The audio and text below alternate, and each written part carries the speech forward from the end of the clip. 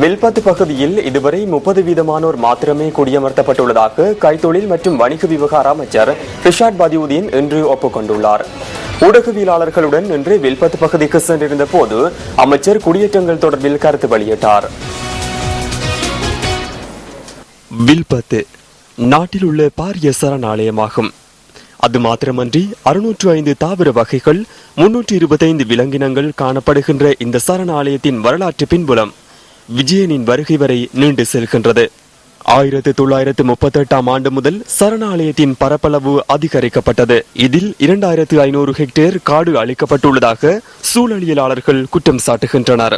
எவ்வாறாயினும் 2013 ஆண்டு பிப்ரவரி மாதம் மக்கள் மீள்குடியேற்றம் தொடர்பான ஜனாதிபதி சேலானியின் ஆலோசனைக்கு அமைய வில்பத்து சரணாலய பகுதியில் மக்கள் மீள்குடியேற்றம் ஆரம்பிக்கப்பட்டிருந்தது. இந்த காணிகளை மக்களுக்கு பகிர்ந்தளிக்கும் முறை ஒன்று உள்ளது. இந்த நடைமுறைக்கான அனுமதி தேசிய சூழல் சட்டத்தின் 23 ஆகிய சரத்துக்களின் பிரகாரமே இந்த உத்தரவு பிறப்பிக்கப்பட்டுள்ளதாக 1993 ஆண்டு ஜூலை மாதம் 27 தேதியிடப்பட்ட 772 கீழ் 22 என்ற வர்த்தமானியில் குறிப்பிடப்பட்டுள்ளது.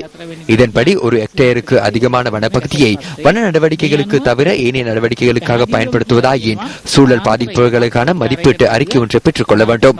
அவ்வாறு அந்த காணியை பயன்படுத்த வேண்டும் என்றால் நிபந்தனைகளுடன் செயற்பட வேண்டும். அனுமதி பெற்றே அதனை முன்னெடுக்க வேண்டியுள்ளது.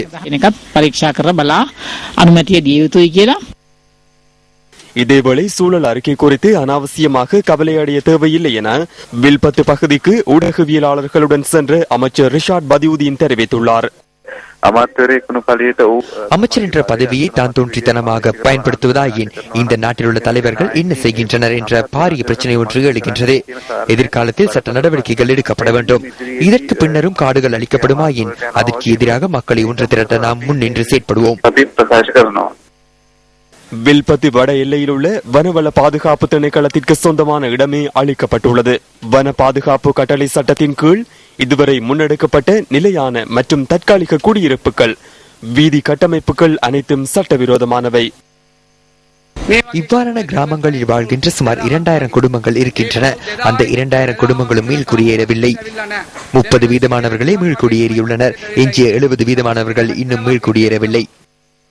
இந்த மக்களுக்கான உட்கட்டமைப்பு வசதிகளை நிர்மாணித்துக் கொடுக்க பாரிய அளவான வனப்பகுதியை அளிக்க நடவடிக்கை எடுக்கப்பட்டமைக்கான காரணம் என்னவென நியூஸ் ஃபர்ஸ்ட் ஊடகவியலாளர் தினுஷா ஜெயதீச இதன் போது கேள்வி எழுப்பினார்.